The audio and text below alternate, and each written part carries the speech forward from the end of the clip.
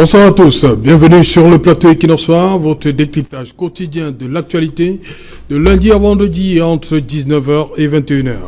L'Assemblée nationale a adopté hier mercredi le projet de loi portant code général des collectivités territoriales décentralisées. En attendant de boucler avec la navette parlementaire et forcément la promulgation par le président de la République, le projet de loi subdivisé en 501 articles précise que les régions du Nord-Ouest et du Sud-Ouest bénéficient d'un statut spécial fondé sur les spécificités linguistiques qui s'expriment à travers un système éducatif et un système judiciaire particulier. L'article 246, alinéa 1, sur la désignation du maire de la ville, objet de débat depuis l'ouverture de la session extraordinaire, du fait de l'introduction du qualificatif autochtone, l'amendement apporté à cet article stipule que le maire de la ville, conseiller municipal d'une commune d'arrondissement de la communauté urbaine, est une personnalité autochtone de la région de rattachement de la dite communauté urbaine. La loi, madame, messieurs, tout à l'heure à 20h, c'est la grande édition d'information suivie quelques instants après du débrief du journal. Et tout de suite et maintenant, c'est le fait du jour.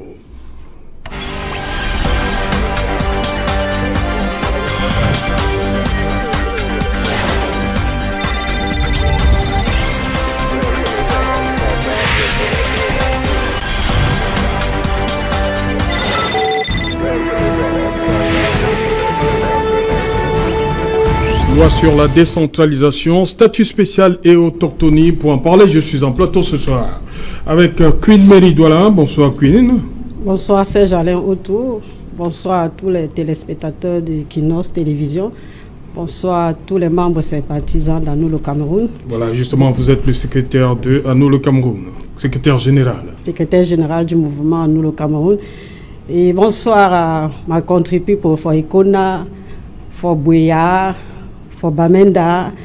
I hope everything is good there. I'm here because of you. Thank you to be our brother, our sister, and all English-speaking people who is here in Douala. I have a special greet to you. Thank you. Voilà. Bonsoir Paulin Kemjo. Bonsoir Serge Alain Autour. Merci pour l'invitation. Bonsoir aux Camerounais. Bonsoir à mes copanélistes. Voilà, pour la Kemjo du mouvement pour la renaissance du Cameroun. C'est bien ça. Maître Douala Premier. Ah, Douala Premier, voilà. Maître Achille Ledio, bonsoir. Bonsoir Serge Alain, bonsoir à tout le panel, bonsoir également à tous les inconditionnels de cette tranche horaire qui nous regardent actuellement. Bonsoir également à tous les camarades combattants SDF de l'arrondissement de Douala 2e qui nous regardent actuellement. Je puis le dire en live de ne pas avoir peur, le contentieux préélectoral, nous le maîtrisons. Vous maîtrisez le contentieux préélectoral? Oui, justement parce que c'est le lieu de le dire. Le RDPC, Douala 2e, a attaqué la liste du SDF du même arrondissement. On se demande de quoi ils ont peur. La bataille, c'est sur le terrain. Et tout à l'heure, nous attendons la décision du tribunal administratif du littoral. Nous ne voulons pas épiloguer là-dessus. Nous voulons tout simplement prendre la communauté nationale et internationale sur le fait que le SDF et le RDPC commencent à trembler de cette renaissance du SDF à Douala 2e. Ah, ok. Bonsoir André Duterte. Bonsoir. Bonsoir à tous les téléspectateurs, notamment les militants du RDPC qui sont des millions au Cameroun. Je voudrais saluer particulièrement Mandedi, qui est au comité de base de Bonamikano, qui a 50 ans de militantisme. Depuis Bonamikano, nous sommes à Bonabéry. À Bonabéry. Elle a 50 ans. Oui, elle a 50 ans de militantisme de l'UNC au RDPC. Oui. Et c'est l'occasion aussi de saluer Monsieur Mandjombe, qui a près de 40 ans de militantisme, notamment de l'UNC RDPC. Comme pour vous dire que nous avons des militants mythiques qui militent pendant près de 40 ans, 30 ans, et qui sont toujours au RDPC. C'est une religion. Et c'est pour ça que je vais remercier tous ces millions de militants qui sont déjà dans les QG, qui vont préparer, n'est-ce pas, l'assaut final, c'est-à-dire de donner une majorité confortable au président Paul Biya pour continuer les chantiers de l'émergence. Voilà, je reste avec vous, André Luther Meka. Il y a cet article 246 qui a fait l'objet de beaucoup de débats. Hein. Mais au sortir de l'adoption hier, on a juste ajouté l'élément même, le mot qui dérangeait est resté intact. On a juste reprécisé. On dit que le maire de la ville, conseiller municipal, parce qu'avant c'était pas clair, on a juste ajouté qu'il doit être conseiller municipal. On n'a pas touché l'élément qui dérangeait. Vous comprenez cette polémique? Et l'élément qui dérangeait, c'était lequel? Autochtone. Oui, bon, disons que mon avis sur le plan de ce débat qui alimente les Camerounais est assez mitigé. Et ce n'est pas l'avis de quelqu'un du RDPC, c'est l'avis d'un citoyen. Vous savez, dans toutes les grandes villes du monde, il y a un brassage culturel, il y a un foisonnement, n'est-ce pas, des intelligences qui permettent à la ville, n'est-ce pas, de pouvoir évoluer. Et les villes comme Douala, Yaoundé, qui sont des grandes capitales de la sous-région, doivent accueillir beaucoup de monde. Et ces personnes doivent participer au développement. À cela, je constate effectivement qu'il y a un véritable problème sur le plan, n'est-ce pas, du concept allogène autochtone. Parce que vous allez constater que Schwarzenegger, qui a été gouverneur de la Californie, il n'est pas américain. Vous allez constater quand même que Obama est d'origine kenyane. Et tout cela, toutes ces personnes ont participé à l'émergence et à l'image, n'est-ce pas, des États-Unis. Mais le véritable problème aussi au Cameroun, c'est qu'il y a des spécificités. Ces spécificités, comme vous pouvez le constater, est que il y a il y a des minorités qui sont en train de crier au secours et qui trouvent qu'ils ne sont pas représentés suffisamment dans, n'est-ce pas, la gouvernance locale de leur région. Et je crois que le Parlement a participé à ce qu'il y ait cette meilleure représentation, parce que beaucoup ne prennent pas ça en termes de représentation, beaucoup prennent ça en termes de dominance, comme si on va mettre des tontons mascoutes qui vont venir créer une réforme agraire, une réforme des richesses, et ça inquiète un certain nombre de personnes. Donc il faudrait qu'on prenne ça comme une meilleure représentativité des minorités pour pouvoir participer, n'est-ce pas, à la gouvernance locale. Et à partir de là, je crois que le problème est résolu. Dès lors que même en aval, le maire d'arrondissement peut être autochtone ou allogène. Et le véritable problème aujourd'hui, c'est que on a remplacé le délégué du gouvernement par le maire de la ville. Et le délégué du gouvernement était également un autochtone. Et il sera élu par les conseillers municipaux. Donc je crois que la structure, n'est-ce pas, qui porte le maire de la ville a changé, qui porte le délégué du gouvernement a changé. Maintenant, c'est le maire de la ville. Donc, pratiquement dans le fond, il n'y a pas eu véritablement un problème sur le plan, n'est-ce pas, de l'autochtone et de l'allogénie, parce que c'est la même chose. Le délégué a toujours été un autochtone. Donc, pour moi, je crois qu'il n'y a pas de débat. Et je crois que aujourd'hui, il y a toujours ce brassage culturel au niveau des structures. On permet à tout le monde de pouvoir participer à la gestion locale dès lors que le maire de l'arrondissement peut être également allogène ou autochtone. Voilà, Paulin Kamjo, on veut protéger les minorités, c'est ça?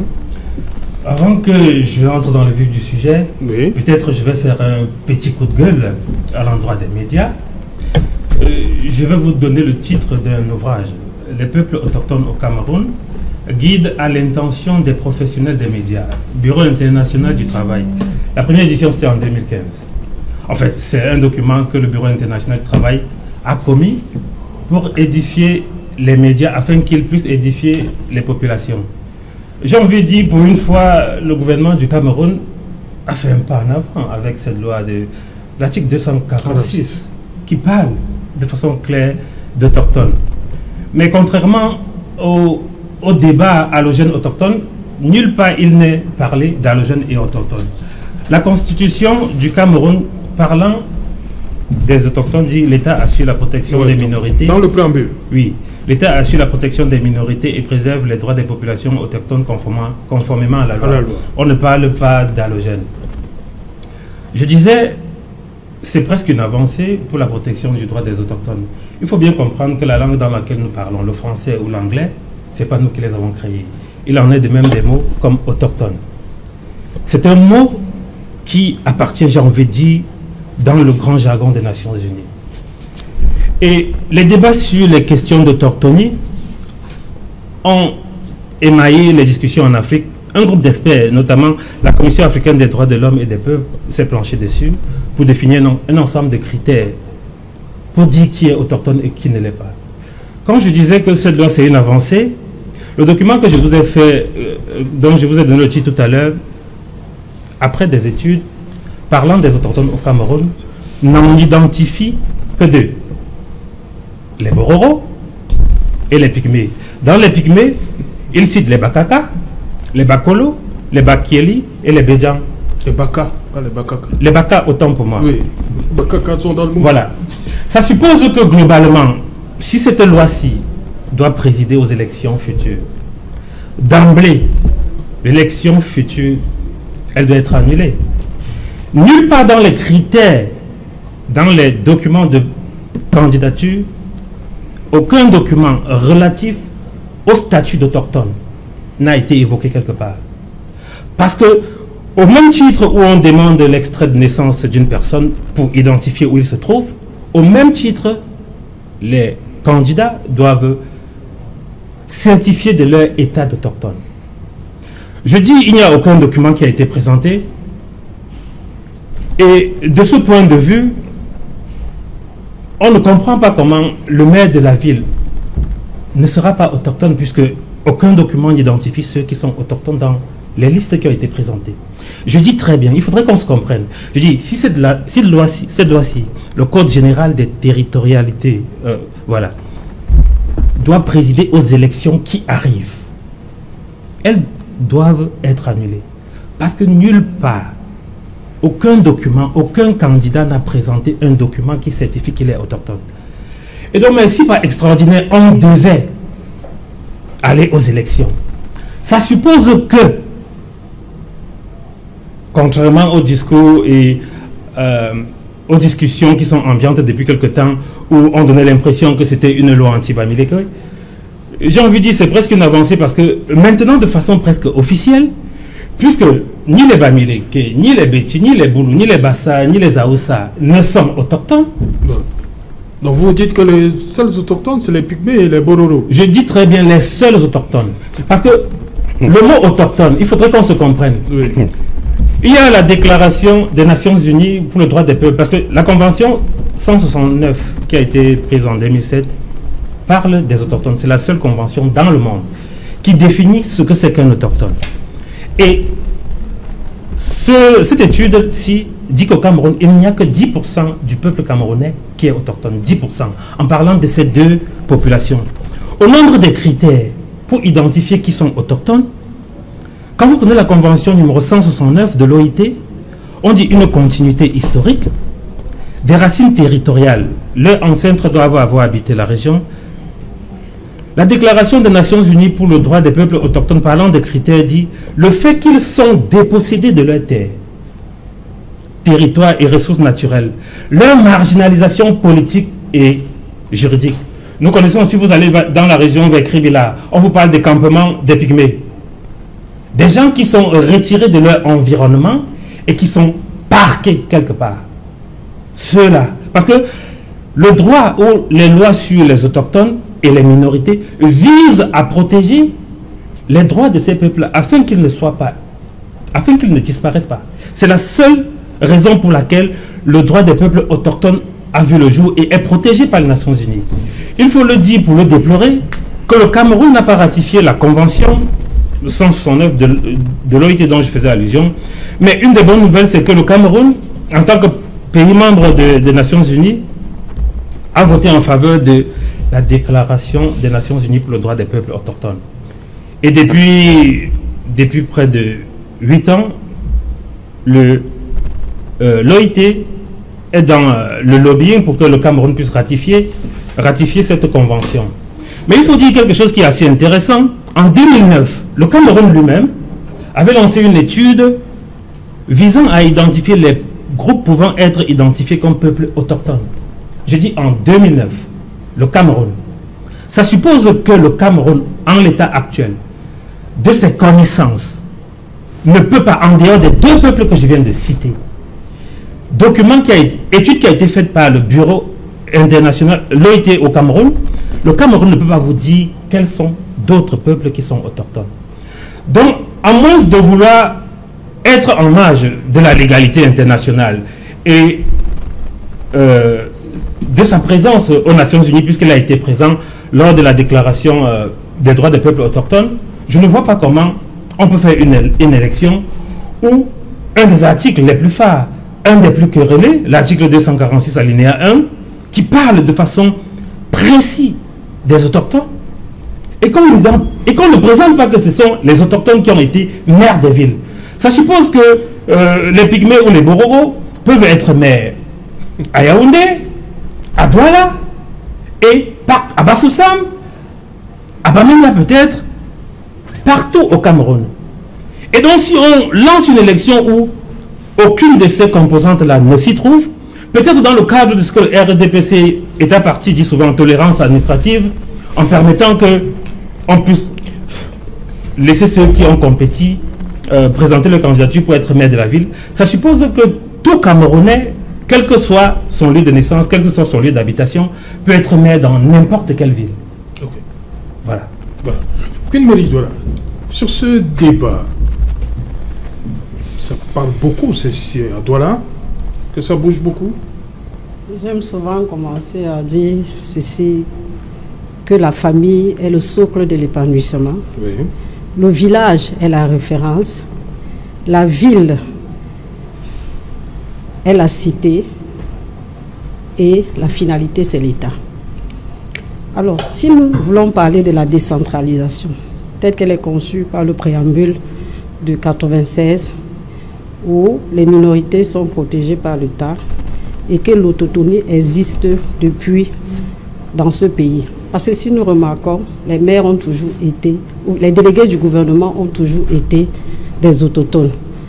Et depuis un certain temps, dans la toile, les gens se plaignent des lois qui sont votées au niveau du Parlement. Mais moi, j'aimerais poser une question. Ceux qui votent ces lois ne sont-ils pas des Camerounais? Est-ce que ceux qui adoptent ces lois ne pensent pas comme les autres? Parce qu'il est admissible qu'on vote des lois qui sont toujours critiquées par l'ensemble de la population. Que les parlementaires comprennent que les lois qui sont votées aujourd'hui vont les rattraper demain.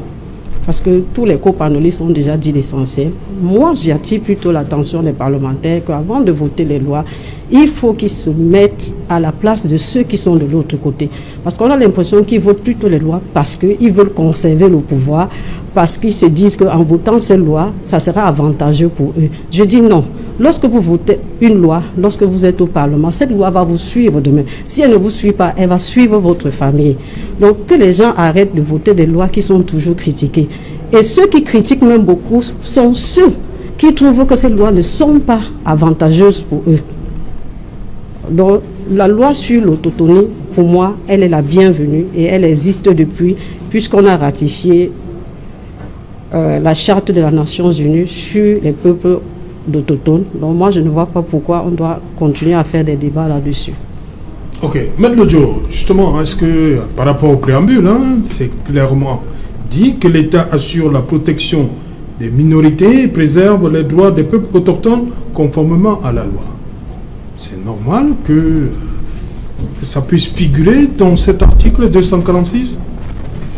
Mon cher Serge Alain, l'autochtonie. Il faut dire que l'on devrait se poser d'abord la question, celle de savoir pourquoi cet article 246 fait couler autant de salive et d'encre. C'est justement parce que, et il ne faut pas se leurrer là-dessus, c'est justement parce que les Camerounais, dans leur grande majorité, trouvent inadmissible qu'aujourd'hui, l'on soit en train de codifier cela. C'est où le bas blesse. Les précédents orateurs, les trois, ont dit, par le passé, les délégués du gouvernement étaient toujours les natifs du coin, ou alors, disons, accordons-leur le vocable les autochtones. Mais ça n'a jamais fait grincer les dents. parce que à un moment donné, à aucun moment donné, l'on avait codifié cela. C'était une pratique acceptée par tout le monde et on faisait avec. Les adjoints pouvaient être des halogènes, mais aller jusqu'à codifier cela, c'est inadmissible. Les penseurs, les pères fondateurs de la République et de la nation doivent tout simplement se dire que leur objectif est voué à l'échec. Ces pères fondateurs qui pensent ou qui pensaient que l'on ne peut véritablement s'épanouir que parmi les siens sans aucune distinction, aujourd'hui les événements leur donnent tort. Saint-Jalin, avant de venir sur votre plateau, j'étais au tribunal administratif du littoral ici à Douala-Bonanjo, où ce que je vois, j'ai peur pour ce pays. Ce que je vois par rapport à cette expression, je veux dire, tout le monde se clame être autochtone et que effectivement lui qui est autochtone de tel village, il n'est pas dans la liste.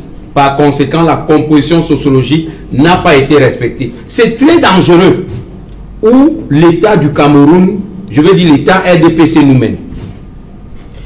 Je prends des exemples simples. On vous dit aujourd'hui, monsieur Saint-Jalin Outou, constituer une liste pour envoyer au municipal à Douala 1er.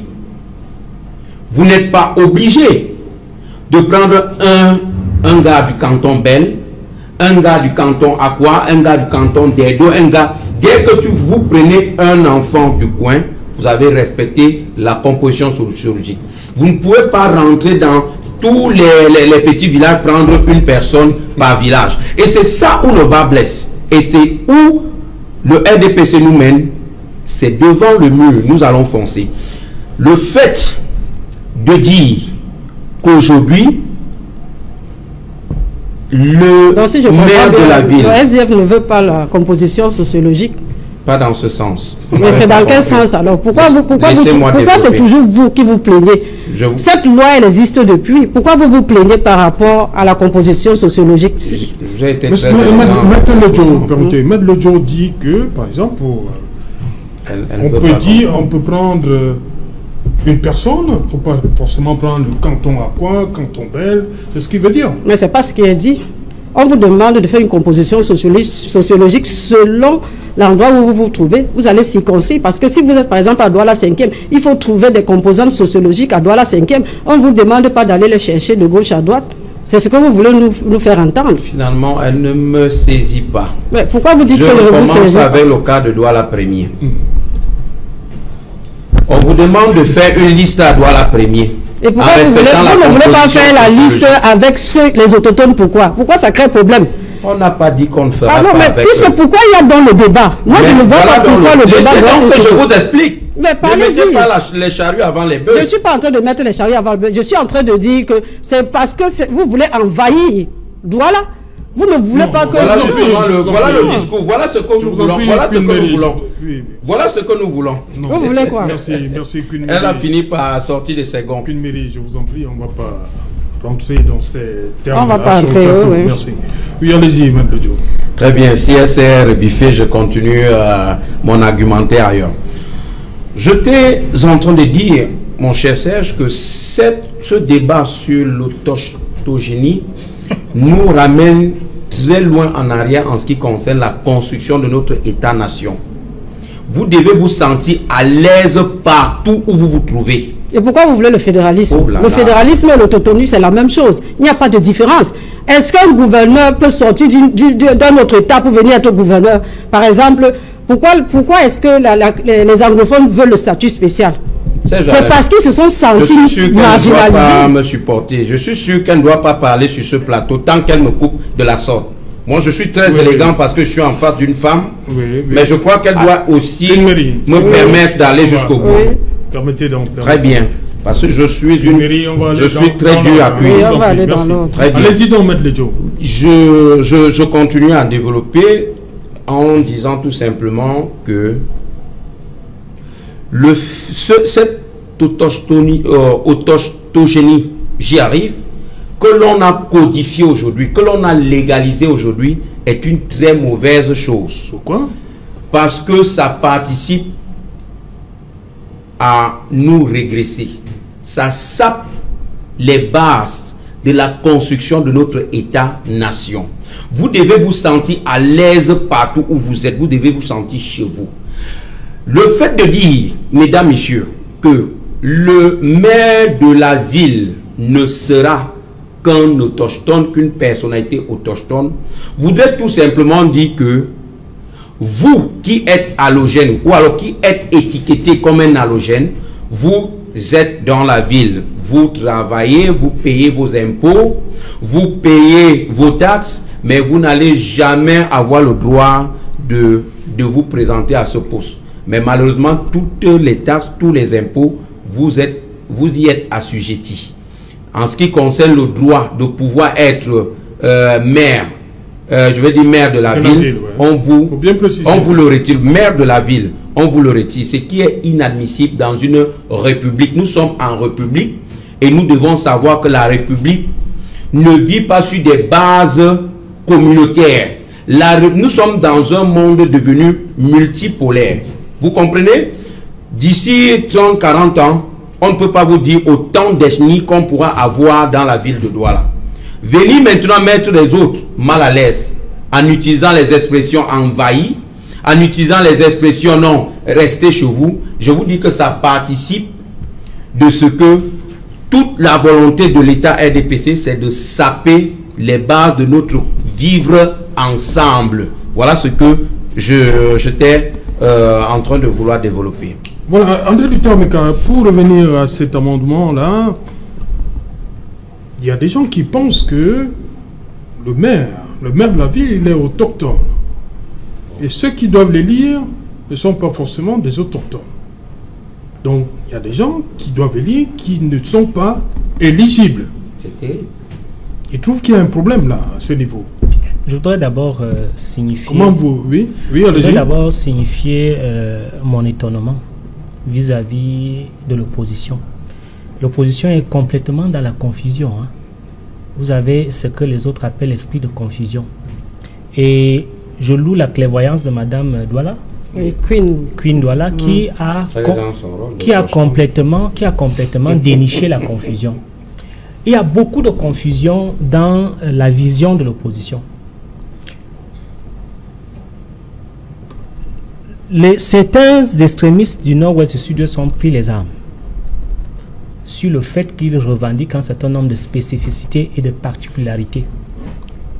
Notamment, ils sont allés jusqu'à définir ceux qui sont du Nord-Ouest et du Sud-Ouest, de père et de mère du Nord-Ouest et du Sud-Ouest.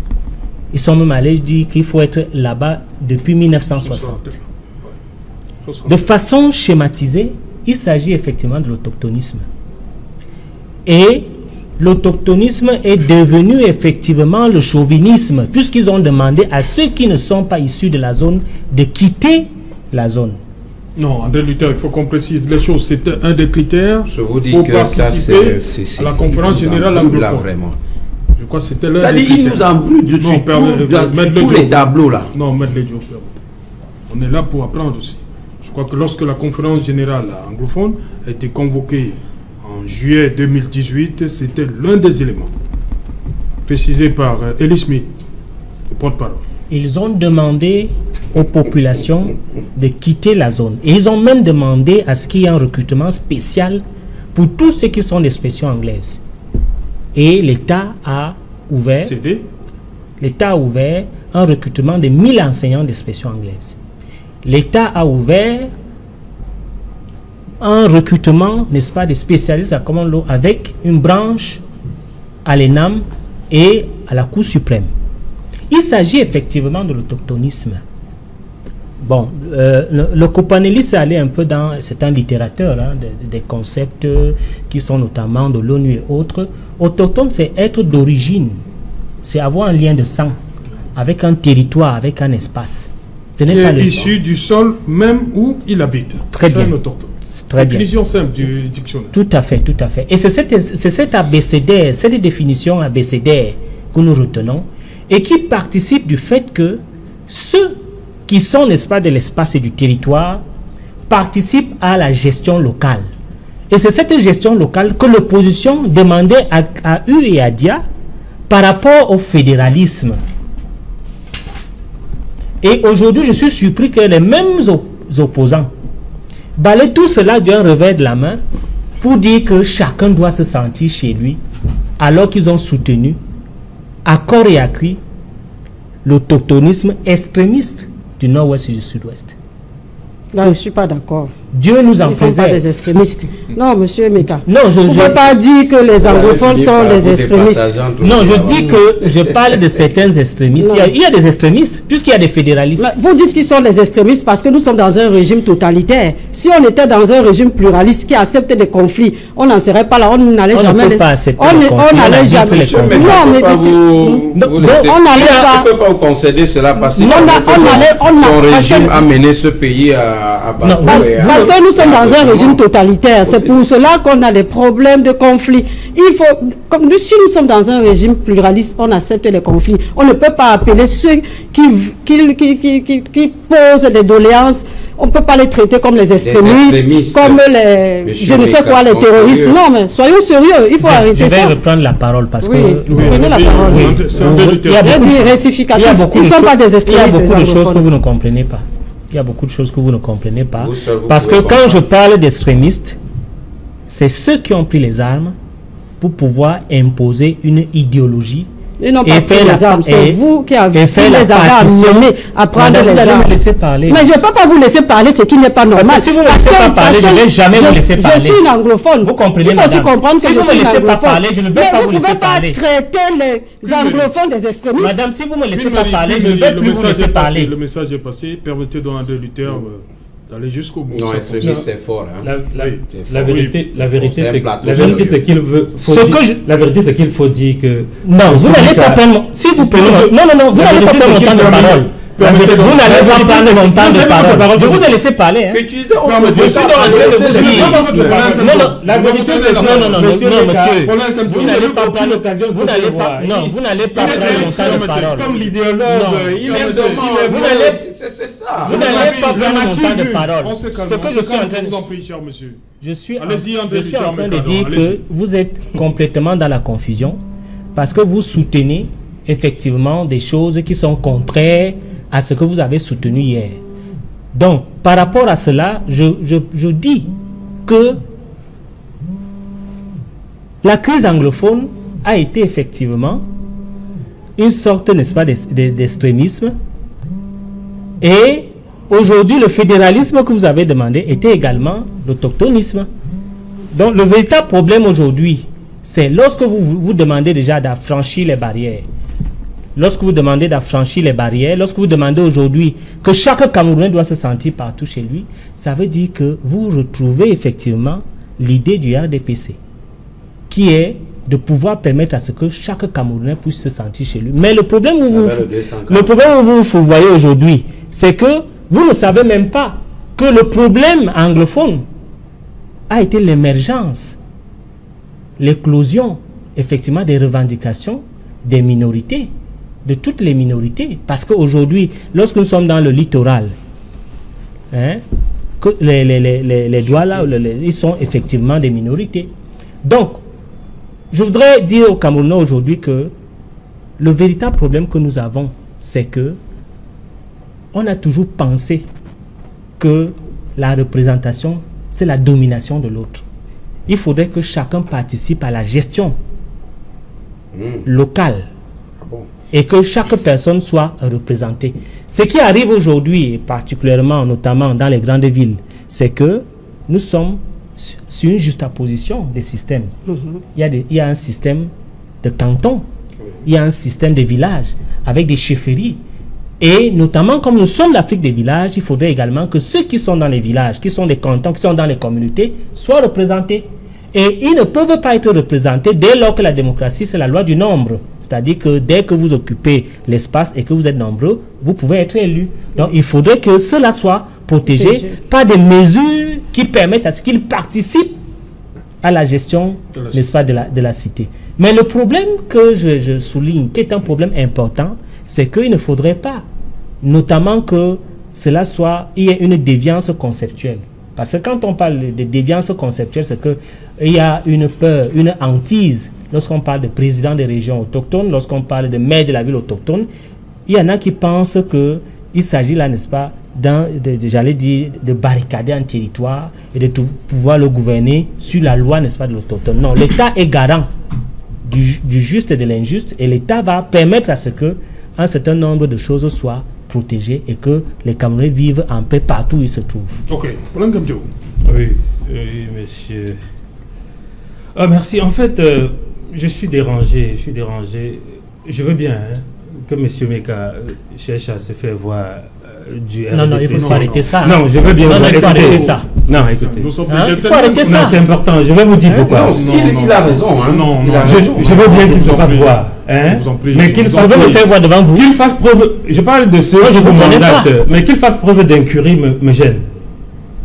Qu'il fasse preuve d'incurie me gêne. On parle c'est vous qui voulez question... vous faire voir incurie, ça veut dire quoi? On parle d'une question juridique. Écoutez, on parle d'une question juridique. Osez donner l'impression que le mot autochtone doit être pris dans le dictionnaire. C'est faire preuve d'incurie. Moi, il ne faudrait pas qu'on banalise les choses importantes. Je dis très bien. Et ça m'étonne qu'on a fait le débat et que peut-être la plupart de mes copanélistes ne sont pas revenus sur ce que j'ai dit. J'ai dit très bien. Ces concepts-là, on ne les a pas créés nous. Quand on parle d'autochtones, on veut protéger le droit de certains peuples qui sont marginalisés. Je dis même marginalisés. Parce qu'on les retire, parce qu'on trouve qu'ils sont sous-développés. C'est bien écrit dans les textes qui évoquent ces questions-là. Il faut lire. C'est parce qu'on estime... Oui, parce qu'il faut lire ces concepts qui viennent de l'ONU et l'autre. Il faut lire ça. Ben, tu crois que ça doit... Lisez. Tu crois qu'on doit les prendre... Lisez. Ils sont toujours en train de politiser les lois. Il faut liser. Tant qu'elles ne sont pas à votre faveur, lisez. Il faut les politiser. Tu crois qu'on doit les prendre où? Mais je vous ai donné la constitution tout à l'heure. Écoutez, non. Écoutez. C'est pas vous qui définissez autochtone. Vous ne définissez pas. Pour qu'on puisse parler d'autochtone, on doit définir des critères. Des critères. Mais au demeurant, j'ai dit au début de mon propos que cette loi était une avancée. C'était plus ou moins de façon ironique. Parce qu'au demeurant, ce que la loi là inscrit, c'est le nivellement vers le bas. Vous comprenez? C'est le nivellement vers le bas. Quand vous dites qu'un autochtone doit être maire, ça peut être un homme médiocre et incompétent. On est allé de la mondialisation où les villes compétissent entre elles dans le monde. Et voilà qu'on nous sort une loi où on veut niveler le niveau de performance d'un pays au niveau des autochtones. On part du principe, voyez-vous, si on partait d'un principe où les capitales économiques et politiques devaient tous les 2 ans tourner au sein de différentes grands départements, il n'y aura pas de problème. Les villes centrales du Cameroun, les villes centrales actuellement, c'est Douala Yaoundé, ça veut dire les villes fleurons. Elles ont besoin des gens qui ont de la compétence pour les développer, pour les hisser au sommet des villes qui comptent dans le monde. La compétence, un autochtone. Je n'ai pas dit qu'un autochtone. Mais c'est ce que vous êtes en train de dire. C'est ce que vous êtes en train de dire, monsieur. Il n'y a pas de compétences au niveau des autochtones. Le nivellement vers le bas suppose que si dans un cas donné, il n'y a pas d'autochtone qui soit compétent, on prendrait un autochtone. Ce n'est pas possible. Mais ce n'est pas possible et c'est même une insulte. Écoutez, est-ce qu'on se comprend? Il faut prendre les autochtones. Parce que ce n'est pas leur avantage. Dans un conseil municipal, il peut y avoir 50 conseillers municipaux. Oui. Et parmi les 50 conseillers municipaux, les autochtones ne sont pas compétents. De notoriété publique, on connaît que les autochtones n'ont pas une expertise, une capacité de développer la ville que les autres qui sont plateau. Vous ne devez pas dire des choses pareilles. Ce qui est sûr, c'est qu'on est autochtone quelque part. Ce qui est intéressant. Si vous ne voulez pas être appelé autochtone, qui sont incompétents. Ce qui est intéressant. La définition. Je vais vous dire quelque chose. C'est Alain, je vais vous dire quelque chose. Si vous ne voulez pas être appelé allogène, vous êtes quand même autochtone quelque part. Mais allez dans là où on va vous appeler autochtone. Je vais vous dire quelque chose. La définition de autochtone, c'est quoi? Vous le connaissez mieux que moi. Je vais vous dire quelque chose. Ce qui est intéressant, c'est que les deux, je ne sais pas, vraiment de façon presque hasardeuse, vous les avez mis ensemble. Ce qui est intéressant, c'est que...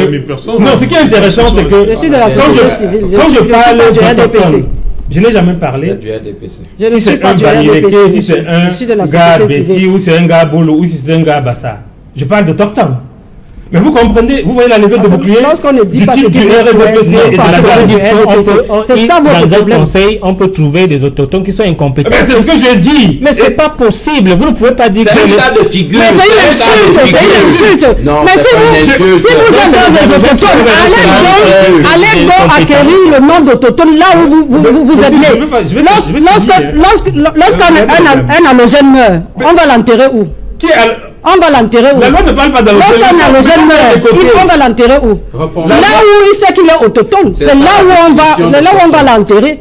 Oui. Je n'ai pas fini. Pourquoi vous voulez politiser une loi? Monsieur, je ne suis pas d'accord avec vous. N'insultez pas les gens, s'il vous plaît. Vous ne pouvez pas dire que les autochtones ne sont pas compétents. Moi, je suis compétente. En tant qu'autotone de Douala, je suis une fille Douala. Je parlais des autochtones de Douala. Mais si, puisque c'est vous, puisque cette loi, vous parlez de quelle façon générale? Cette loi appartient. Le copanéliste a pris un cas de figure pour expliquer son argumentaire. La loi d'autonomie s'applique à tous les Camerounais. Elle n'est pas spécifique pour les villes de Douala ou de Yaoundé. Attendez votre tour de parole, vous allez vous expliquer. Non, mais puisque lorsqu'on ne dit pas ce qui vous plaît, vous pensez qu'on est du RDPC. Je suis de la société civile. Vous êtes du RDPC. Je suis responsable au Cameroun. Vous laissez tomber le masque. De quel masque? Je ne vais pas mettre le qu'elle laisse tomber le masque. C'est une loi favorable pour tout le monde. Assumez vos actions. Quelle assume? Lorsqu'on ne dit pas ce que vous voulez entendre, vous assumez. J'assume, je suis une fille Douala, je suis de la société civile. Et du RDPC. Ça, c'est vous qui le dites. Quand je continue mon propos pour le finir. Je disais très bien, c'est les conseillers municipaux qui élisent le maire de la ville. On peut avoir 50 conseillers municipaux et les autochtones soient moins compétents que les autres. J'ai dit que cette loi-ci, elle est porteuse d'un nivellement vers le bas. Parce qu'en fait, et pour ne pas prêter le flanc à ce qu'ils ont dit, j'ai dit, si on était dans un cas de figure où on devait faire tourner les capitales politiques et économiques, pour que toutes les régions puissent se développer, les autochtones peut-être, je ne sais pas, du nord-ouest ou bien du nord, montreront que le Cameroun, peut-être si Maroua est la capitale économique à un moment donné, leur dynamisme, si un autochtone est maire de la ville, leur dynamisme montrera que le Cameroun a des compétences. Mais ne gardez que les villes principales, Douala et Yaoundé, et ne laissez que des autochtones dans l'entendement de mes copanélistes, et qu'on soit dans un cas de figure où les autochtones sont incompétents. On est dans le nivellement vers le bas. C'est ce que je dis. On est dans le nivellement vers le bas. À l'heure actuelle où on est dans la globalisation du monde, où on cherche des villes compétentes. Mexico, c'est une ville qui a 20 millions d'habitants. Je veux dire, elle dépasse le Cameroun, cette ville-là. Et c'est un mec qui la gère. Donc on ne peut pas sereinement vouloir être le fleuron dans l'Afrique centrale et être un des pays avant-gardistes en Afrique. Vouloir tutoyer les autres pays. Pourquoi vous prenez le fédéralisme? Y a-t-il une différence entre l'autochtonie et le fédéralisme? Le sujet c'est autochtone. N'entrez pas sur. C'est la même chose, il n'y a pas de différence. Le fédéralisme c'est toujours une forme d'État, mais c'est toujours l'autochtone qui va prôner au sein du fédéralisme. Pourquoi vous voulez nous amener dans l'amalgame? Vous les qui? Mais vous. Vous les qui précisément? Vous monsieur. On va amener les qui? Vous voulez amener les Camerounais, vous voulez tromper les Camerounais? Non. Non, mais ne trompez pas les Camerounais. La loi sur l'autonomie, c'est une disposition qui appartient à tous les Camerounais. Elle n'appartient pas seulement aux villes de Yaoundé ou bien de Douala. Tout le monde en profite. Est-ce que vous écoutez quand on parle? Tout le monde en profite. Non, mais vous êtes en train d'insulter l'intelligence des autochtones. Peut-être chez vous, vos autochtones sont incompétents. Ce n'est pas, c'est pas le cas chez les Sawa. Vous voyez que dans un débat républicain... Pourquoi vous ramenez les Sawa? Ce n'est que les Sawa qui sont autochtones. Puisque c'est la ville de Douala que vous ramenez. Vous voulez la ville de Douala, c'est pour cela que vous vous c'est parce que vous voulez la ville de Douala. Vous ramenez au Sawa pourquoi vous énerve? Pourquoi elle vous énerve? Cette disposition vous énerve. Nous analysons la loi. On n'a pas ramené l'application de cette loi à Douala. Depuis 96. Vous soutenez depuis 96, vous soutenez le fédéralisme. La dame, elle est fabuleuse, cette dame. Vous l'avez dit, c'est une mairie. Elle est fabuleuse. Elle a cette manie de nous gâcher le débat. Mais je ne suis pas en train de vous gâcher le débat. Parce que vous voulez tromper les Camerounais. Vous vous êtes en train de raconter ce qui n'existe pas. Mais je ne peux pas accepter que vous insultez l'intelligence des autochtones. Quand ce soit les autochtones, je ne sais, la disposition, elle est pour toutes les Camerounais. Parce que le cas savoir, nous sommes minoritaires. Vous êtes les seules minorités dans le Cameroun. Oui. Je peux finir mon propos. Ça vous énerve. Non, je suis à l'aise avec cette loi. Ça vous énerve. J'ai montré dans cette loi. Nous analysons la loi dans la globalité. Monsieur Meka, vous n'êtes pas en train d'analyser. Vous n'êtes pas en train d'analyser parce que vous avez pris un exemple. Vous avez pris un cas d'espèce aujourd'hui où vous avez dit que pour la constitution d'une liste, vous devez aller chercher quelqu'un à Bonaberry, quelqu'un à Aqua. Je ne déforme pas, c'est ce que vous avez dit, monsieur. C'est ce que vous avez dit. Sur la constitution des listes, y a-t-il pas des autochtones à l'intérieur? Y a-t-il pas des autochtones à l'intérieur qui sont compétents? Ce n'est pas de la rouvradise.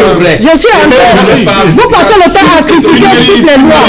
Mais faites des propositions. Merci. Pourquoi toujours critiquer les lois? Venez et faites les propositions. Laissez que les autres développent pendant leur tour de parole. Pourquoi cette belle dame allez-y donc, allez-y. Belle dame allez-y donc. Elle nous ramène toujours à Sawa. Je vous en prie, mettre l'audio. C'est pas le sol de granit de. Vous avez vu les Il n'y a que vous. Moi, je suis dans les deux côtés. Cette loi existe, elle n'existe pas, ça m'arrange. J'ai montré en quoi cette loi, si elle existe telle qu'elle, elle n'est pas bien pour nous. Je parlais du nivellement vers le bas. Je parlais des compétences. Mais sur un autre principe... Non, et vous, là, me gêne, c'est que vous venez lire les trucs de l'ONU. Meka, oui. La loi, on ne la pense pas. Quand un article dispose, on le lit. Mais vous ne lisez pas les articles, vous lisez les définitions. Donc ceux qui ont voté cette loi ne savent pas ce qu'ils ont fait. Alors. Mais Meka, ceux qui sont au Parlement, quand je dis la Convention 169, il y a combien de... Il y a 180 parlementaires là. C'est eux qui ont voté cette loi. Vous êtes quand même... On m'a dit que il y a toutes les compositions sociologiques au Cameroun. On va pas ramener... Non, il faut ça me gêne. Il faut faire avancer le débat. Je termine, écoute, je termine. Non, je termine parce qu'il veut faire dans la flagornerie. Moi, je termine. Je disais très bien. J'espère que vous connaissez la définition de flagornerie. Je disais très bien. Cette loi-ci, là, parlant d'autochtones, c'est un texte de loi qui évoque le mot autochtone. Dans notre constitution, autochtone est défini. Je dis pour que on puisse s'accorder sur cette loi comme devant organiser les élections futures, des critères doivent définir ce qu'on entend par autochtone. Et j'ai dit très bien. Il n'y a que deux peuples. Et j'ai dit très bien, les Nations Unies qui ont fait des études sur les questions des peuples indigènes et tribaux, ont défini un ensemble de critères qui identifient ce qu'on peut appeler comme autochtone. Et je dis en l'état actuel des recherches au Cameroun, il n'y a que 2 peuples qui sont autochtones. Et donc je dis la loi, elle est la bienvenue, parce que ce qui est intéressant, c'est que les élections futures, si cette loi doit les régir, ces élections sont annulées. Parce qu'aucun texte, aucun document dans le cadre de la constitution des dossiers pour candidater... S'il y a un document. J'ai dit aucun document... Le certificat de nationalité donne tout. J'ai dit un certificat de nationalité n'est pas un certificat d'autochtonie. Non, je dis ça donne des éléments pour voir d'où vous êtes origine et autres. Le certificat de nationalité parle de la nationalité. Mais cela donne des éléments qui permettent d'avoir... Il y a bien l'extrait de naissance, non? Il y a bien un extrait de sang dans les documents. Bien sûr. Est-ce que là-dedans, on voit pas qu'on est Camerounais? Mais vous racontez, vous débitez de vous dire qu'il y a un certain nombre d'éléments qui permettent... C'est vous qui débitez des conneries, puisque vous-même vous êtes en train de dire qu'il n'y a aucun document qui renseigne sur la filiation d'un individu. J'ai dit que constant de filiation. Vous m'écoutez quand je parle? Je vous écoute très bien. Vous êtes en train de vous fourvoyer. Taisez-vous. Vous êtes en train de dire qu'il n'y a aucun document qui renseigne sur... Vous avez mis un document écrit, certificat d'autochtone dans les pièces. Est-ce qu'on a besoin de cela, puisque vous avez les éléments qui permettent de montrer que vous êtes né à tel lieu et que veut dire que vous êtes des parents monsieur, merci. André Luther Meka, Paulin Kamjo, merci. On revient après le journal. Je vous en prie, je vous en prie. On revient après le journal. Merci André Luther Meka, André. Je vous en prie, je vous en prie. Je vous en prie, cher monsieur, je vous en prie, cher monsieur. C'est l'heure du journal. C'est l'heure du journal. Bonsoir Nadine Yambou. Bonsoir Serge Alain Autou. Voilà, dans un instant le 20h. Qu'est-ce qui est revenu ce soir Nadine Yambou? Alors ce soir, Serge Alain Autou, nous reviendrons sur le retrait de la médiation suisse dans le conflit armé qui secoue les régions du nord-ouest et du sud-ouest. L'information est contenue dans le journal confidentiel, la lettre du continent. Et il faut préciser, Serge Alain, que la Suisse était activement engagée depuis le mois de juin à la recherche des solutions à cette crise anglophone. Les vraies raisons, c'est à suivre au cœur du 20h. Et que cache ce nouveau rebondissement dans l'affaire autour de la concession du terminal à conteneurs du port autonome de Douala? L'autorité portuaire donc invite Douala International Terminal à liquider les droits de ses employés avant la fin du contrat. Les précisions, c'est à suivre également au 20h. Ce soir, nous parlerons également de l'audience relative au contentieux préélectoral législatif de 2020 au Conseil constitutionnel, ainsi que pour les municipales devant les tribunaux administratifs à travers le pays. Donc ce soir, nous ferons le point sur les différents recours introduits par les formations politiques. Voilà, madame, monsieur, fin de cette première partie Equinox Soir. On se retrouve après le journal de Nadine Yambou pour Equinox Soir, deuxième partie, le temps du débrief. Nous serons toujours en compagnie de nos 4 invités. Place tout de suite donc, madame, monsieur, au journal de 20h de Nadine Yambou. Un seul point à l'ordre du jour sur Equinox Soir. Bonne soirée à vous, Nadine Yambou. Bonne soirée à vous, Serge Alain Autou. Rendez-vous demain 20h. Exactement, 20h. Voilà, madame, monsieur, dans un instant, la suite Equinox Soir.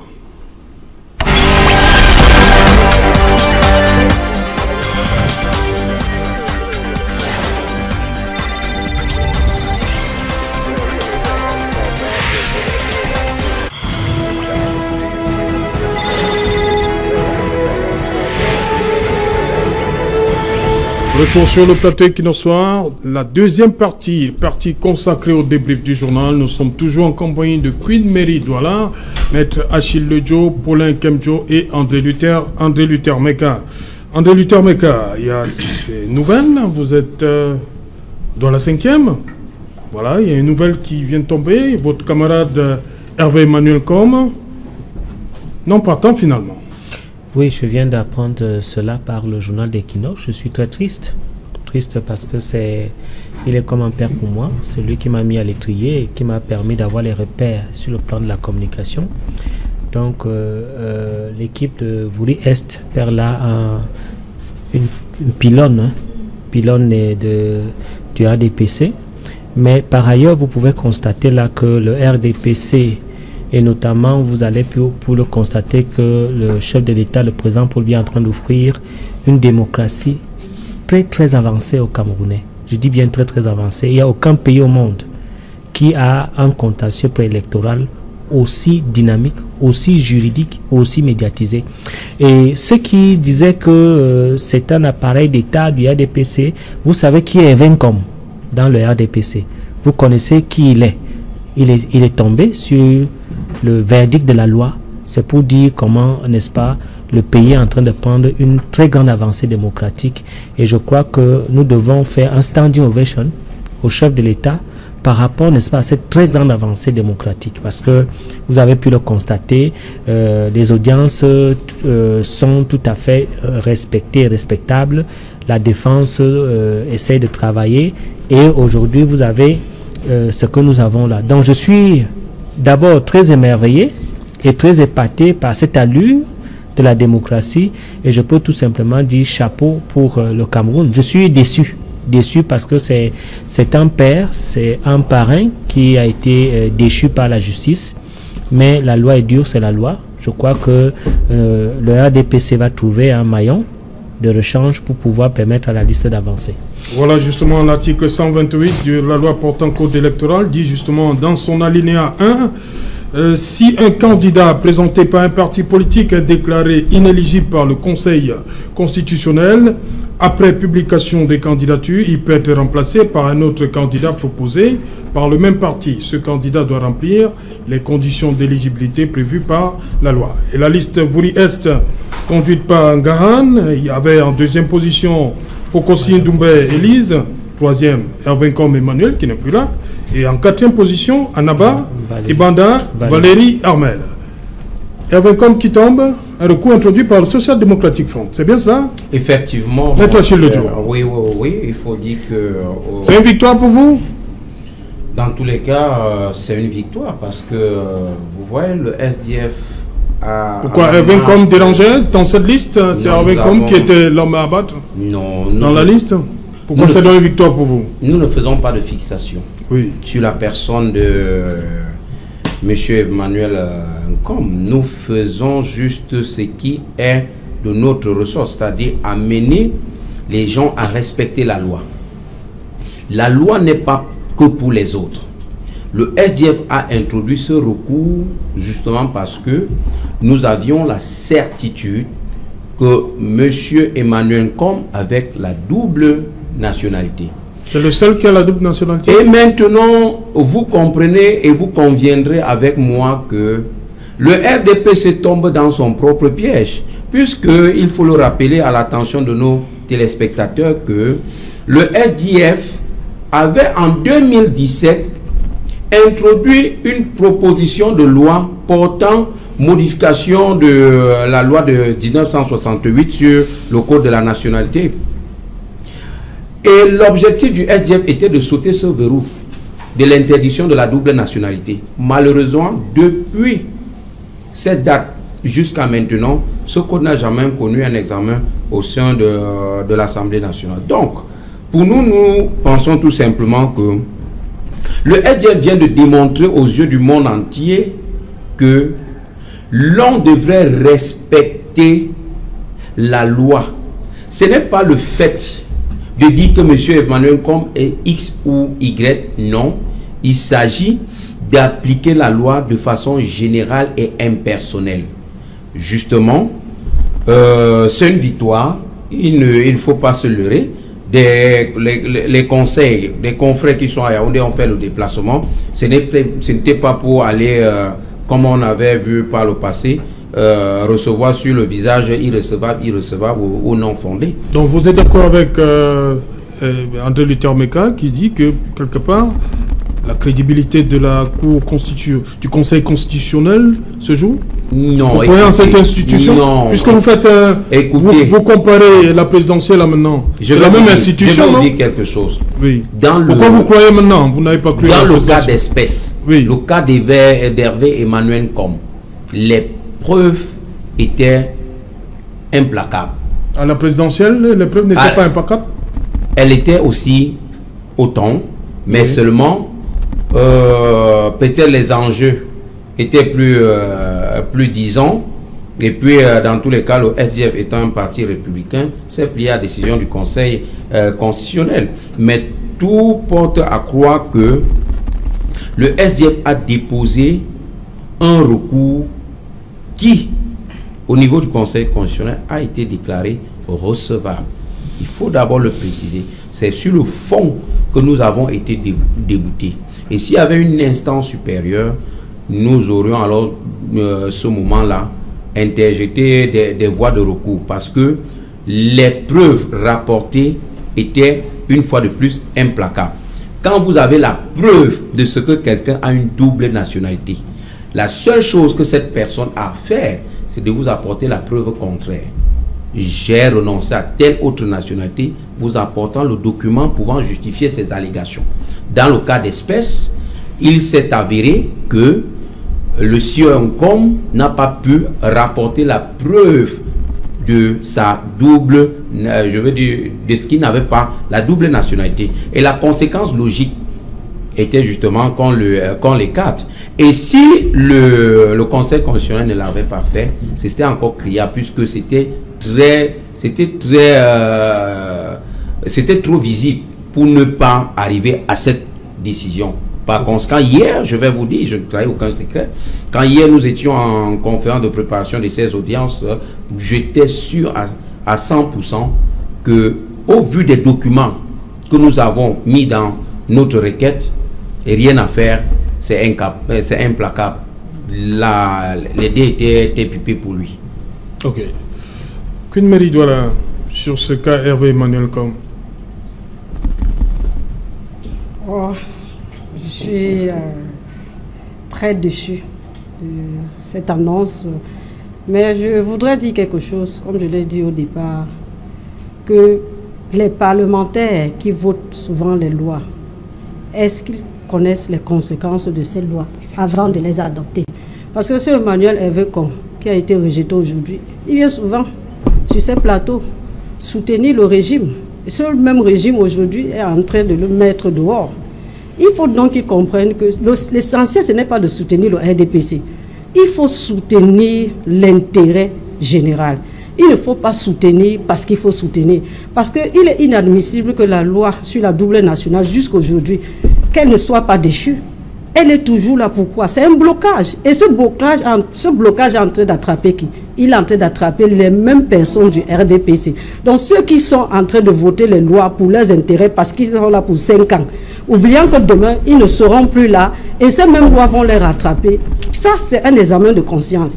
Vraiment, il faut travailler pour l'intérêt général. Il ne faut pas travailler parce qu'on va te donner 1 million si tu acceptes de voter une loi. Ou bien si tu acceptes que non, le RDPC demeure au pouvoir. Il faut que les gens comprennent. Pour Hervé Emmanuel, comme vraiment, moi je dis que c'est une discrimination. C'est pas normal qu'on fasse en sorte que ce monsieur ne soit pas éligible. Moi, je trouve que c'est anormal pour un monsieur qui s'est battu autant d'années pour le RDPC et qu'à la dernière minute, vraiment, qu'il soit aujourd'hui déchu parce que la loi est impartiale et elle est abstraite. Donc là, on a appliqué la loi, je suis d'accord. Mais j'étais en train de dire ceci, que cette même loi qui a été votée par le régime en place, elle a rattrapé, que lui avait comme défense souvent ici sur ce plateau, elle a été rattrapée par lui-même.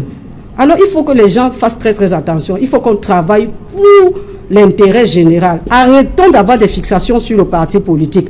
Arrêtons d'avoir des fixations. Et moi, je remercie beaucoup le MRC parce que le MRC a apporté une effervescence, une dynamique au sein de la politique camerounaise. Vraiment, ça, moi je dis cela parce que c'est grâce.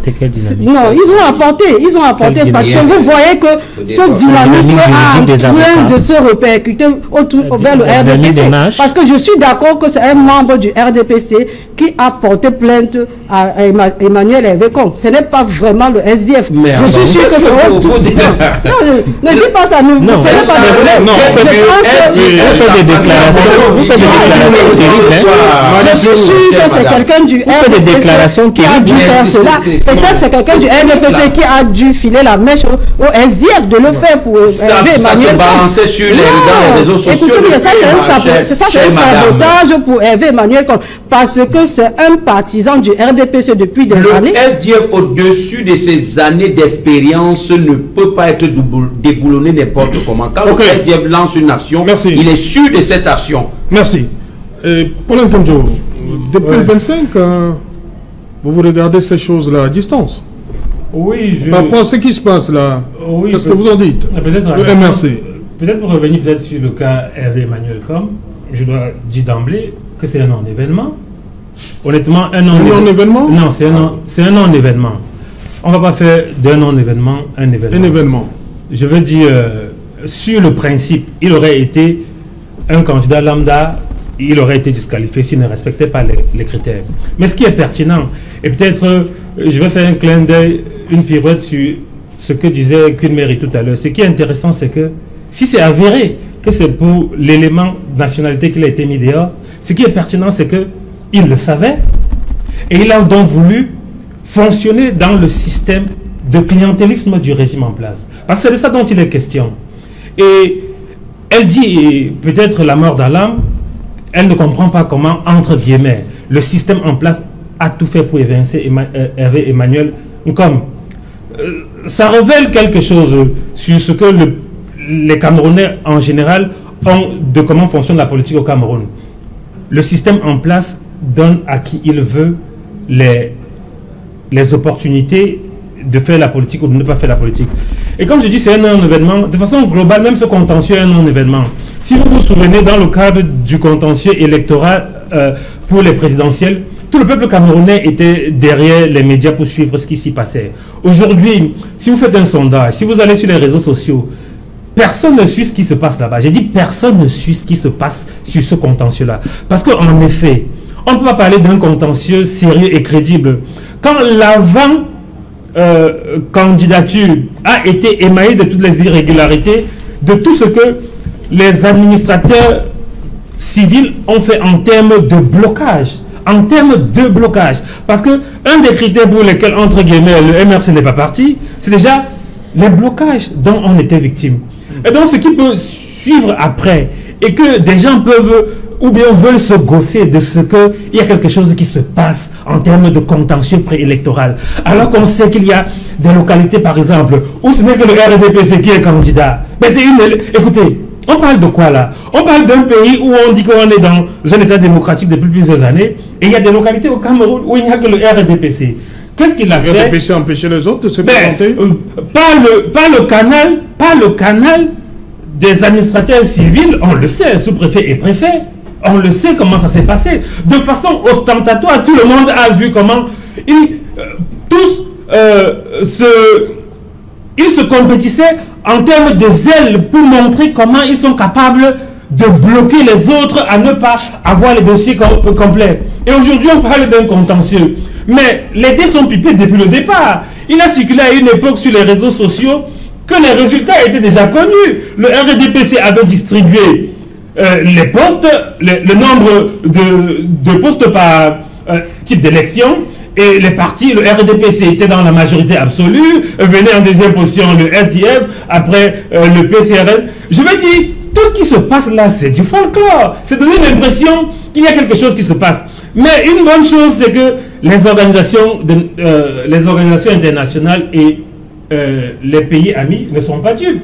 Ils ont relevé, je me rappelle la dernière adresse de Karen Bass à M. Paul Biya, elle relevait fort opportunément ces entraves qu'il y avait eu dans le processus électoral. Okay. Mais au Cameroun, tout ce système-là qui fonctionne en termes de copain-coquin veut donner l'impression qu'il y a des élections crédibles et transparentes au Cameroun. C'est de ça dont il est question. Et je suis en train de dire... a décidé de ne pas participer. Non, mais parce que tout est pipé depuis l'avance. Okay. Il n'y a aucune élection crédible et transparente. Ce n'est pas parce qu'on est à la télé et qu'il y a des gens qui donnent l'impression qu'il y a des irrécevabilités et que Emmanuel comme ou X est débouté. Soit dit en passant, on sait très bien que tous ces pontes du régime ont la double nationalité. Voilà, donc c'est un événement. Merci. Bon, André Luther Meka, il y a ce cas-là qui, venant de la région du Nord-Ouest, la liste RDPC du Boyo rejetée pour absence Peter Jean. Beaucoup pensent que c'était voulu. Requête du RTF. Parce que RDPC Boyo, on a Wadim Dioud Sam, Wanlo, Chimia John. Non, je voudrais d'abord... Est-ce que le RDPC... Je voudrais d'abord... avec le temps, André Luther Meka. Oui, je voudrais d'abord dire que ces messieurs, leur leader fuit les élections. Ça, c'est clair. Et c'est par magnanimité démocratique et républicaine que je fais un débat, parce que nous sommes déjà au contentieux préélectoral qui concerne les acteurs. Oui, c'est important. Et Marie Queen Mary ne doit pas déplacer les lauriers. Ce n'est pas le MRC qui a boosté la démocratie. C'est le président Paul Biya, à travers le Sénat, à travers le Conseil constitutionnel aujourd'hui, qui est en train de donner de très bons résultats. Parce que nous ne pouvons pas aujourd'hui dire que le MRC, qui était effectivement dans la logique insurrectionnelle et qui est la fuite en avant, puisqu'ils sont pas aux élections, ont apporté quelque chose à la démocratie. Pour revenir à votre question, certainement que j'ai pu le constater, vous savez, s'il n'y a pas eu notamment la représentation féminine, ça veut dire que les femmes ont pris un certain nombre de reculs et que certainement elles n'ont pas eu le cran de pouvoir, n'est-ce pas, surpasser toutes ces menaces qui participent, n'est-ce pas, de la région de Nord-Ouest et du Sud-Ouest. Et j'aimerais dire, notamment par rapport à cela, que c'est tout à fait évident, parce que lorsqu'il y a des problèmes, lorsqu'il y a, n'est-ce pas, un certain nombre de conflits, c'est les hommes qui prennent le devant.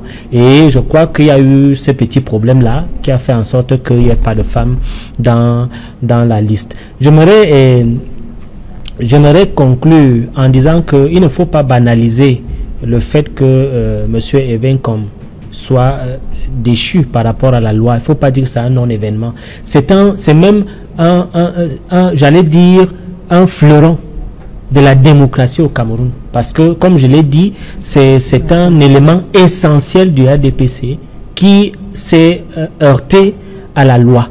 Et je prie Mary Queen Douala de me donner l'information à la fin de l'émission de ceux qui ont donné effectivement l'information du membre du RDPC, puisqu'apparemment vous avez des informations à nous donner. Je voudrais à la fin de l'émission que vous me donniez les noms pour que nous puissions porter cela au niveau du RDP, parce que j'ai l'impression que vous avez des informations par rapport, n'est-ce pas, à ceux qui ont donné... C'est ce que vous êtes en train de dire. Non, mais c'est ce que vous dites. Monsieur Meka, ce qui se passe à la Cour constitutionnelle, c'est de la comédie. Nous sommes habitués à cette comédie. C'est pour essayer de montrer aux Camerounais que la démocratie existe. Il n'y a aucune démocratie. Dites-nous que nous sommes dans une monarchie traditionnelle, parce que nous vivons une monarchie traditionnelle dans ce pays. Donc vous ne le président vient d'être élu. Ne pensez pas que nous ne connaissons pas. Le président vient d'être élu. Ne pensez pas. Nous sommes en train d'aller aux municipales, aux législatives. Le MRC qui n'a pas pu avoir les candidats a fui. Voilà le SDF qui est candidat et qui est en train de se battre effectivement pour que ceux qui ont les listes qui ont eu un certain nombre de problèmes soient réhabilités. L'attention de la communauté internationale et montrer à la communauté internationale que effectivement il me semble que vous êtes candidat. Tout se passe très bien dans ce pays. Tout se passe très bien dans ce pays. Mais si vous êtes candidat dans la comédie, appartient à qui? Vous êtes candidat à c'est tout appartient. Non, je voulais dire, puisqu'on a beaucoup parlé de M. Hervé Emmanuel Com, il faudrait donc à partir de maintenant, il tire toutes les conclusions, qu'il se retire du RDPC, qu'il se retire de la politique au Cameroun. Je dis très bien. Pourquoi? Si c'est le critère de nationalité, aucun non-camerounais ne peut participer à la vie politique au Cameroun en abhorrant la tenue d'un parti politique camerounais. Il faudrait qu'on se comprenne. Parce que seuls les Camerounais sont éligibles ou électeurs. Et donc j'espère qu'il va tirer toutes les conséquences de droit et de fait sur cette disqualification. Et rester au Cameroun comme les étrangers restent au Cameroun. Ça veut dire ne plus s'intéresser, ne plus parler de politique. Parce que c'est de ça dont il est question. Si donc par extraordinaire, il verse après dans le comportement qu'on a connu par le passé, ça voudrait dire que certainement ce Conseil constitutionnel qui, entre guillemets, peut avoir pris ce qu'on peut appeler une jurisprudence en termes que la double nationalité n'a pas droit de citer au Cameroun, sera en train de se dédier. Et donc il faudrait que n'importe quel procureur de la République, si Hervé Emmanuel Com pose des actes en termes d'immixtion, ça veut dire il s'immixe dans la vie politique du Cameroun, s'il pose des actes demain en disant je suis du RDPC machin truc, qu'on le poursuive pour ça. Donc c'est ce que je voulais dire. C'est la première conséquence de cette décision-là. Il est d'origine camerounaise. S'il vous plaît, il ne fait pas la politique au Cameroun. Il ne fait pas la politique au Cameroun. La politique au Cameroun n'admet pas la double nationalité. Il peut commercer au Cameroun, il peut faire les affaires comme les étrangers, entre guillemets. En l'état actuel du droit camerounais, il est considéré comme un non-camerounais. C'est assez simple. Okay. Et c'est du droit dont je parlais tout depuis. Et vous avez l'impression vous donnez l'impression chaque fois comme si vous connaissez quelque chose, alors que vous ne connaissez ni le droit ni de ce qu'on parle. Non, il faut le dire. C'est vous qui connaissez tout. Aujourd'hui, vous avez remarqué, je n'ai jamais fait ça. C'est vous qui connaissez tout. Je suis du MRC ou pas. Vous avez compris comment M. Meka, il ne peut pas finir une phrase sans prononcer le MRC. Nous, on assume la position qui est la nôtre. Je veux dire, il ne faudrait pas que les gens donnent l'impression que le MRC, comme je disais dans un forum aujourd'hui, c'est des Centrafricains, c'est des mercenaires qu'on a recrutés pour faire... Mais vous ne vivez que de la magnanimité d'Equinox. Vous êtes disqualifié du débat politique. S'il vous plaît. Moi, je vous disqualifie du débat politique. On n'est pas en campagne. Non. Nous sommes en contentieux préélectoral. On n'est pas en campagne. Vous ne suivez que de la magnanimité d'Equinox. Vous êtes disqualifié. Vous devez pas... Qu'est-ce que vous m'appelez le droit?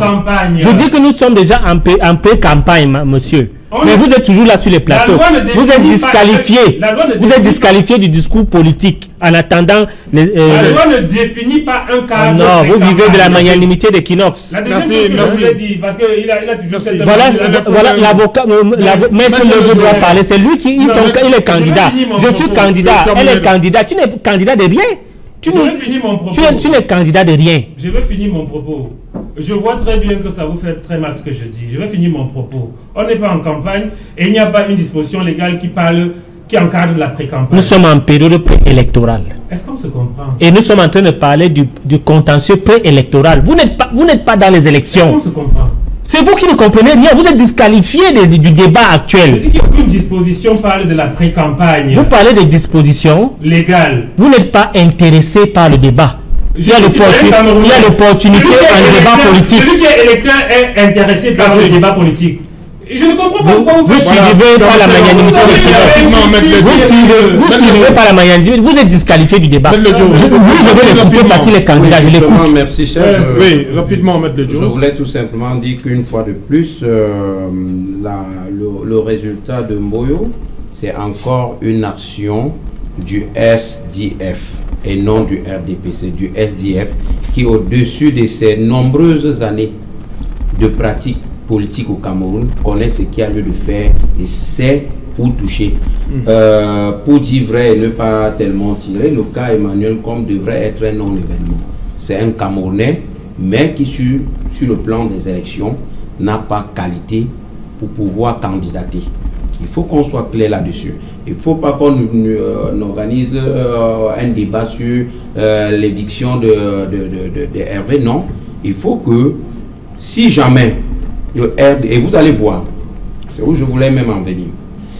L'éviction d'Emmanuel Comme, vous allez vous rendre compte que ça. Mais vous revenez donc, vous dites que c'est un non-événement, mais vous revenez là-dessus. Non, c'est la conséquence. Je ne parle pas du cas.